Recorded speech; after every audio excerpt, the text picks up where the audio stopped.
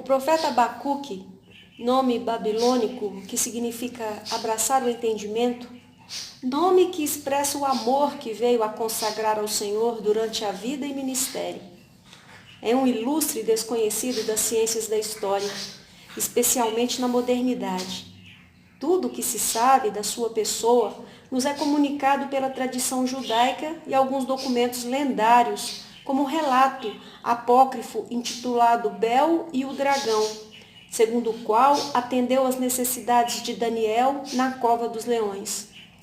Contudo, seu ministério profético aconteceu pouco antes da primeira invasão de Judá por Nabucodonosor entre 606 e 605 a.C., exatamente quando Daniel e outros jovens israelitas foram levados cativos para a corte babilônica. Abacuque foi convocado por Yahvé para a missão de pregar sobre a decisão divina de punir Judá com a vindoura deportação para a Babilônia. O rei de Judá da época, Jeoaquim, é descrito pelo profeta Jeremias com as seguintes palavras: os teus olhos e o teu coração atentam senão para a tua ganância, e para derramar sangue inocente, e para levar a efeito a violência e a extorsão. Jeremias 22, 17.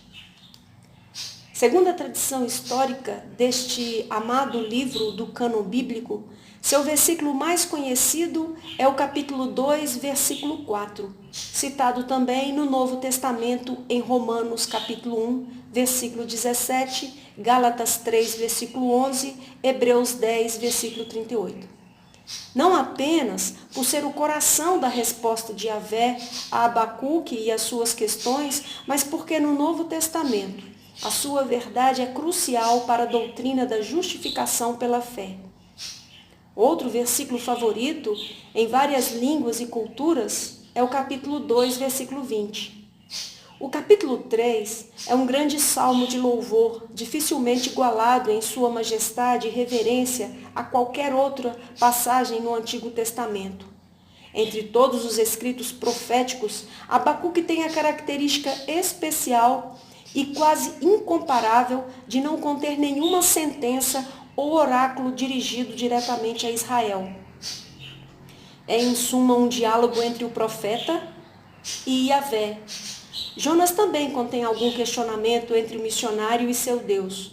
Esse relato sincero e autêntico de lutar com a divindade não é, contudo, um mero fragmento de um diário pessoal que, de alguma maneira, chegou ao domínio público. Foi propositalmente escrito para os filhos de Israel em todos os tempos e certamente representava a voz e o clamor dos piedosos de Judá, que se esforçavam para compreender a lógica e os caminhos do Senhor em meio à aflição, dor e medo. A resposta de Deus, portanto, serve bem a todos que compartilham das dúvidas e receios que perturbavam a alma de Abacuque. A confissão desse homem de Deus passou a ser expressão pública, como bem revelam sua oração e confissão no capítulo 3, versículo 1. A profecia sobre a iminente invasão dos exércitos babilônicos revela que Abacuque morava em Judá, perto do fim do reinado de Josias, 640 a 609 a.C., ou no início de governo do rei Jeoaquim, 609 a 598 a.C. Essa predição é tradicionalmente datada um pouco antes ou depois da Batalha de Carquemes, 605 a.C., quando as forças egípcias, que haviam partido em socorro ao último imperador assírio, foram totalmente exterminadas pelos babilônios comandados por Nabucodonosor e Nabopolassar, sendo perseguidos até os limites do próprio Egito. O profeta Abacuque, assim como Jeremias, viveram para ver o cumprimento inicial de suas profecias, quando Jerusalém foi atacada pelos babilônios em 597 a.C. Os mais renomados biblistas atuais concordam em datar a primeira publicação do livro de Abacuque por volta do ano 607 a.C. Livro do profeta Abacuque, capítulo 1. Oráculo revelado ao profeta Abacuque, nome babilônico que significa abraçar o entendimento. Questiona o profeta. Ó Yahvé, até quando clamarei por tua ajuda, sem que me des ouvidos? Até quando protestarei diante de ti violência, sem que traga alguma salvação? Por que me fazes contemplar a injustiça de observar com clareza toda a maldade que campeia nesta terra? A destruição e a violência estão diante de mim. Também há todo tipo de contendas, discórdias, e o litígio é comum. Por esse motivo, a lei e o direito se enfraquecem e a justiça nunca prevalece. Os ímpios prejudicam e extorquem os justos, e assim a justiça é pervertida. Então contemplai as nações e atentai, maravilhai-vos, porquanto eis que realizo em vossos dias uma obra de tal magnitude que não conseguiríeis acreditar se tudo isso simplesmente lhe fosse contado. Eis que estou conduzindo os babilônios, essa nação cruel, impetuosa e violenta, que marcha sobre a largura da terra, a fim de se apoderar de habitações que não lhes pertencem. É, pois, uma nação apavorante e temível, que faz justiça com as próprias mãos, e todo o seu juízo e leis vêm dela mesma. Os seus cavalos de guerra são mais rápidos que leopardos e mais ariscos e ligeiros que lobos ao pôr do sol. Os seus cavaleiros espalham-se por toda a terra. Eles vêm de muito longe, voam como a águia faminta que se apressa em devorar. Eles todos vêm determinados a massacrar. Suas hordas avançam como o vento do deserto, fazendo tantos prisioneiros como a areia da praia. Desprezam o poder dos reis e se escarnecem de todos os governantes. Riem diante de qualquer cidade fortificada, pois costumam construir rampas de terra e por meio delas invadem todas as fortalezas. Então passam com o ímpeto de uma ventania e seguem adiante. Eles, porém, são homens carregados de culpa e condenação, porquanto têm como Deus a sua própria arrogância e força. Ó Yahvé, meu Elohim, Deus meu, Kadosh, Santo, porventura não existes desde a eternidade? Tu jamais morrerás e nós te seguiremos. Mas, Senhor, tu designaste justamente essa nação pagã para executar o teu juízo. Ó rocha de refúgio, tu decidiste estabelecer este povo para aplicar o castigo. Tu, cujos olhos são puros e imaculados, que não suportam ver o mal, que não podes tolerar a malignidade. Então, por que tens paciência com os perversos? Por que ficas em silêncio enquanto os ímpios devoram os que são mais justos que eles? Tornaste os homens como peixes do mar, como animais que não têm bom senso e a ninguém devem satisfação? O inimigo simplesmente os pega com anzóis, apanha todos com sua rede e nela os arrasta para onde deseja. Então comemora e exulta.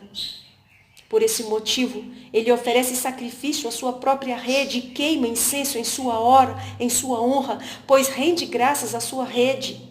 Vive em grande conforto e segurança e ainda desfruta de boa e farta comida. Contudo, continuará ele esvaziando a sua rede, destruindo sem piedade as nações? Capítulo 2. Sendo assim, eu me colocarei como sentinela sobre minha torre de vigia. Tomarei posição sobre a muralha, aguardarei para ver o que Yahvé, o Senhor, me dirá e que resposta receberei aos meus questionamentos. Então Yahvé me respondeu e ordenou: escreve a visão com toda a clareza possível em grandes tábuas, para que até o mensageiro que passa correndo a leia. Porquanto esta visão se cumprirá num tempo determinado no futuro. É uma visão que fala do fim e não falhará. Ainda que demore, guarde-a confiante, porque ela certamente virá e não se retardará. Escreve, pois, eis que o ímpio está cada vez mais arrogante. Suas vontades não visam o bem, mas o justo viverá pela sua fé. Em verdade, a riqueza e os prazeres são traiçoeiros. O ímpio é muito soberbo e jamais encontra descanso. Seu desejo impetuoso é como o próprio Sheol. A morte nunca se satisfaz, apanha para si todas as nações e ajunta para seu domínio todos os povos.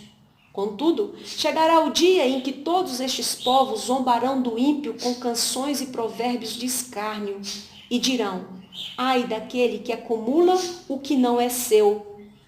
Ai daquele que se enche de bens saqueados. Até quando será assim? Não se levantarão de repente os teus credores? Não despertarão os que te farão estremecer de medo? Então servirás de despojo para eles. Visto que despojaste muitas nações, os outros povos igualmente te saquearão, porquanto derramaste muito sangue e cometeste todo tipo de violência contra terras, cidades e seus moradores. Ai daquele que adquire para sua casa lucros criminosos, para pôr o seu ninho no alto, a fim de se livrar das garras do mal. Tramaste a destruição de muitos povos, trazendo vergonha para a tua própria casa, e portanto pecaste contra ti mesmo. Pois as pedras clamarão da parede, e as vigas replicarão do madeiramento contra ti. Ai daquele que edifica uma cidade com sangue e a estabelece mediante atitudes criminosas.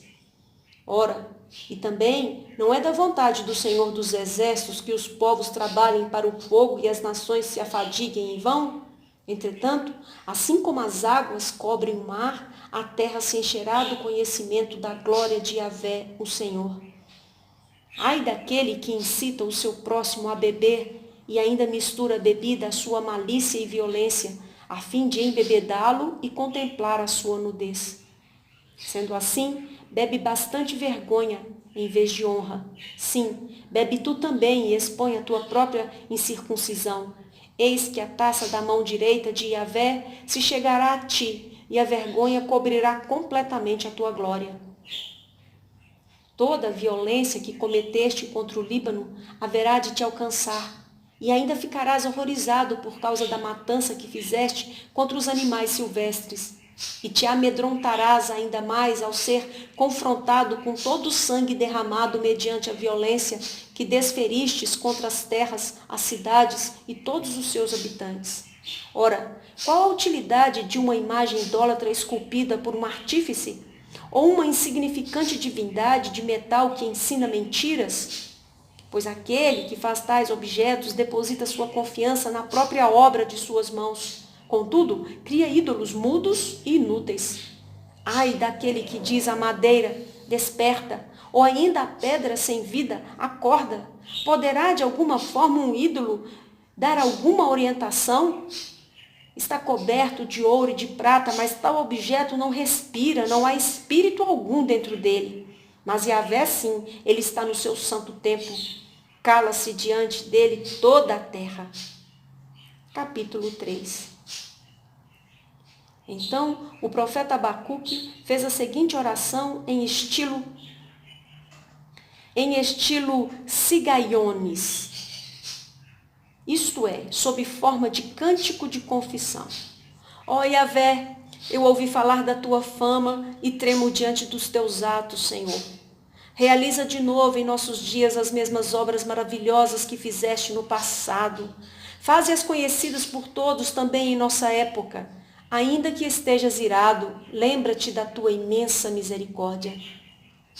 Eloá, Deus veio de Temã, e Kadosh, o santo, que veio do monte Parã, região das cavernas. Sua glória cobriu os céus e seu louvor encheu a terra. O seu resplendor é como a luz. Raios brilhantes saem da sua mão e o esconderijo da sua força está ali. As pestes vão adiante dele e a praga destruidora o segue. Eis que ele se deteve e a terra estremeceu, olhou e fez tremer todas as nações. Montes antigos se desmancharam, colinas firmes desde a antiguidade se desfizeram. Os caminhos deles são eternos. Contemplai a aflição das tendas de Cuxã, Tremiam todas as cortinas das tendas de Midian. Seria contra os rios que estavas irado, ó Yahvé? Era contra os riachos a tua cólera? Foi contra o mar que o teu zelo transbordou quando cavalgaste em teus cavalos de guerra e com tuas carruagens de vitória? Preparaste o teu arco, pediste muitas flechas. Dividiste a terra, formando rios. Os montes te observaram e se contorceram. Torrentes de água desceram com violência. O abismo estrondou, erguendo as suas ondas enormes. O sol e a lua pararam nas suas moradas ante o lampejo das tuas flechas que voam ao brilho intenso de tua lança reluzente. Com zelo e grande furor ardeste a passos largos por volta toda a terra e com indignação pisoteaste Goim, nações pagãs. Partiste para salvar a tua gente, para libertar o teu povo ungido. Esmagaste o líder da nação ímpia, despindo-lhe por completo da cabeça aos pés. Traspassas a cabeça de seus valentes com suas próprias lanças. Quando saíram com um terrível ciclone, a fim de nos espalhar com um maligno prazer, como se estivessem prestes a devorar o necessitado em seu abrigo. Eis que tu marchas com os teus cavalos pelo mar, agitando as grandes águas. Assim que eu ouvi tudo isso, as minhas entranhas se comoveram, meus lábios tremeram, meus ossos desfaleceram, minhas pernas vacilaram. Portanto, aguardarei em tranquilo silêncio o dia da tribulação que virá sobre o povo que nos oprime. Ainda que a figueira não floresça, nem haja uvas nas videiras, mesmo falhando toda a safra de olivas e as lavouras não produzam mantimento, as ovelhas sejam sequestradas do aprisco e o gado morra nos currais, eu todavia me alegrarei no Senhor e exaltarei no Deus da minha salvação. Yahvé Adonai, o Senhor soberano, é a minha força. Ele faz os meus pés como os do servo, faz-me caminhar por lugares altos, ao regente de música para instrumento de cordas.